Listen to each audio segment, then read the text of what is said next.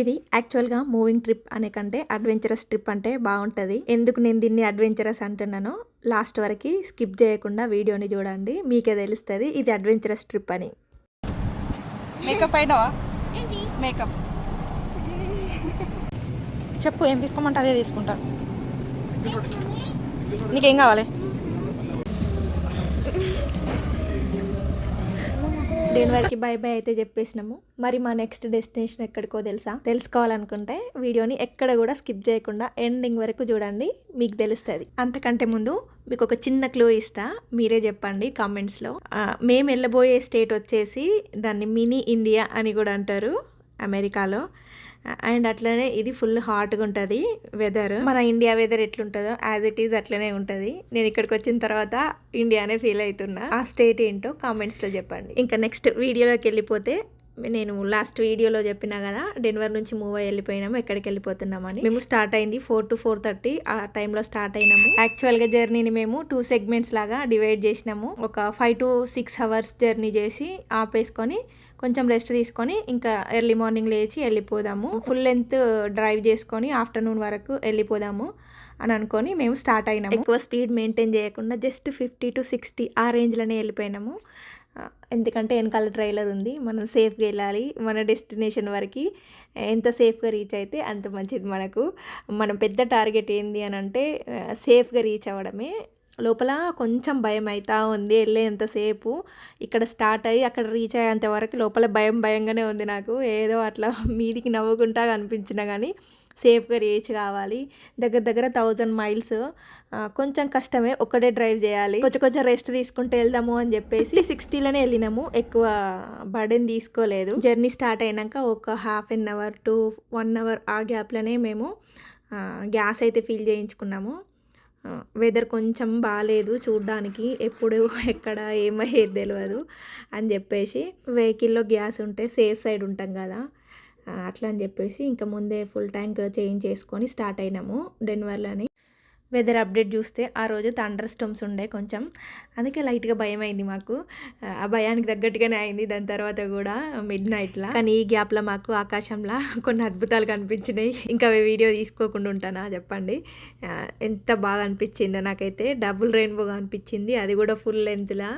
నాకు ఫస్ట్ హాఫే కనిపించింది కొంచెం అని అనుకున్నాను. నాకు ఫుల్ లెంత్ రెయిన్బో ఇట్లా చూడాలి అని అనిపిస్తుంది అని అనుడితోటే జస్ట్ ఒక 5 to 10 minutesలోనే ఫుల్ లెంత్ రెయిన్బో కనిపించింది. ఇంకా చూడాలి, నా హ్యాపీనెస్ అంత కాదు. నేను ఎప్పుడు అట్లా చూడలేదు, డబుల్ రెయిన్బోని ఫుల్ లెంత్లో అస్సలు చూడలేదు. రెయిన్బో మిడిల్లో నుంచి మేము వెళ్తా అంటే నాకు అది వెల్కమ్ మార్చ్ లాగా అనిపించింది ఆ రెయిన్బోని చూస్తా అంటే. ఇంకా దాని తర్వాత కొద్దిసేపు అయిన తర్వాత నాకు సన్సెట్ కనిపించింది, అది ఇంకా అమేజింగ్ ఉంది. కొంచెం చీకటి అయిన తర్వాత స్టార్ట్ అయినాయి థండర్ స్టార్మ్స్. చూడాలి ఎంత భయంకరంగా ఉన్నాయో. నేను నా లైఫ్లో అసలు ఫస్ట్ టైం ఇట్లాంటి థండర్ స్టార్మ్స్ చూస్తుంటే అట్లనే చూడాలనిపిస్తుంది, అట్లనే భయం కూడా అవుతుంది. అసలు ఏది ఫీల్ అవ్వాలో అసలు అర్థమవుతలేదు. భయం ఎందుకో నేను చెప్తా. మేము వెళ్ళింది నేషనల్ హైవే.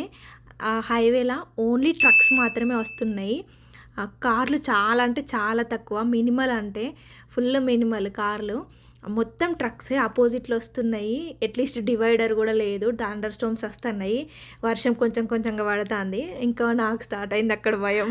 ఒక దగ్గర ఆగుదాము, నాకు కొంచెం భయం అవుతుంది అని అంటే నియర్ బై ఒక సిటీ ఉండే అమరిల్లో అని, అక్కడ ఆగుదామని స్టాప్ పెట్టుకున్నాము. ఆ సిటీ రాకముందే మా గ్యాస్ అయిపోయింది. జస్ట్ 1 mile మాత్రమే ఉంది. ఒక 1 mile కంటే ఎక్కువ దూరంలో మాకు పెట్రోల్ బంక్ చూపిస్తుంది. అసలు మేము అక్కడి వరకు రీచ్ అవుతామా లేదా, ఫుల్ టెన్షన్ అవుతుంది. రోడ్డు మధ్యలో కార్ ఆగిపోతే ఎట్లా, ఏంటిది, ఏం చేయాలి, ఇంకా లోపల ఫుల్ టెన్షన్ అవుతా ఉంది. అసలు ఏం చేయాలని అర్థమవుతలేదు. దేవుడి దయ వల్ల మేము సేఫ్గా పెట్రోల్ బంక్ వరకు అయితే రీచ్ అయినాము.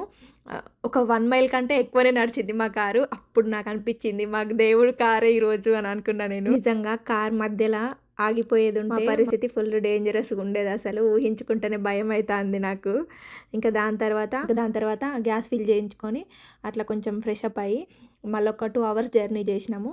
దాని తర్వాత మేము ఒక 2.5 hours అట్లా రెస్ట్ తీసుకున్నాము ఒక రెస్ట్ ఏరియాలో. 1:32 వరకు డ్రైవ్ చేసి 2 నుంచి 4:30 to 5 ఆ టైం వరకు రెస్ట్ తీసుకున్నాము.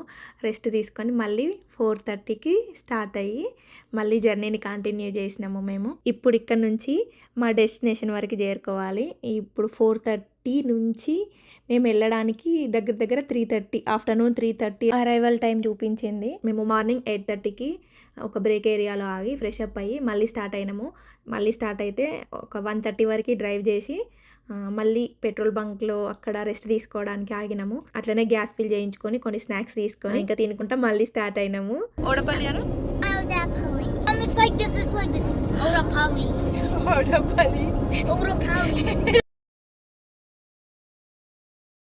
కూర్చోవడానికే ఇబ్బంది అయింది. అట్లాంటిది మా హస్బెండ్ డ్రైవింగ్ చేసుకుంటున్నాడు. దగ్గర 19 అవర్స్ జర్నీ, ఒక 1500 కిలోమీటర్స్ డిస్టెన్స్ని కవర్ చేయాలి. అమ్మో ఫుల్ కష్టం అసలు. మేము ఒకటే అనుకొని బయలుదేరినాము. ఎక్కడ ఇబ్బంది అనిపించినా, ఎక్కడ ప్రాబ్లం వచ్చినా కూడా అక్కడ రెస్ట్ తీసుకుందాము, అది పక్కకైనా పర్లేదు ఎక్కడ ఒక దగ్గర, అంతేగాని బర్డెన్ తీసుకుంటా డ్రైవింగ్ చేయొద్దు అని ఫిక్స్ అయ్యి స్టార్ట్ అయినాము. స్టార్ట్ అయ్యేటప్పుడే అందుకే ఇంకా ఆయన కూడా 1-2 సార్లు నిద్ర వచ్చినా కూడా ఇంకా పక్క కాపేసుకొని రెస్ట్ ఏరియాలో ఒక 2 టైమ్స్ అట్లా నార్మల్గా రెస్ట్ తీసుకున్నాడు. మొత్తానికి మా జర్నీని డెస్టినేషన్ వరకు రీచ్ అయినాము. ఆఫ్టర్నూన్ 3:45కి మేము రీచ్ అయినాము. రీచ్ అయ్యి హోటల్లో చెక్ ఇన్ అయినాము. ఒక 1 నైట్ అక్కడ స్టే చేసి రెస్ట్ తీసుకొని ఆ నెక్స్ట్ డే సామాన్ అంతా పైకి షిఫ్ట్ చేయొచ్చు అని చెప్పేసి ఇంకా నెక్స్ట్ డే సాటర్డే వచ్చింది. ఇంకా 2 కూడా సెట్ అయిపోతాయి, హాలిడేనే కదా అని చెప్పేసి నెక్స్ట్ డేకి పెట్టేసుకున్నాం. ఫస్ట్ మేము ట్రైలర్ని అపార్ట్మెంట్స్ దగ్గర పార్క్ చేసి దాని తర్వాత హోటల్కి వెళ్ళినాము. లోకల్లో ఈ ట్రైలర్ని వేసుకొని తిరగడం కొంచెం ఇబ్బంది, ఫుల్ రష్గా వస్తూనే ఉన్నాయి వెహికల్స్.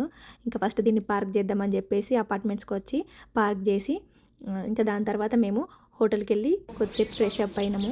దానికంటే ముందు మేము ఇక్కడ ఇండియన్ ఫుడ్ బాగుంటుందట అని చెప్పి ఇంకా తలనొస్తుంది, మార్నింగ్ నుంచి కాఫీ టీ ఏది తాగలేదని వెళ్ళి ఒక టీ తాగి అట్లా కొన్ని మిర్చి బజ్జీ తిని హోటల్కి వెళ్ళి ఫ్రెష్ అప్ అయినాము.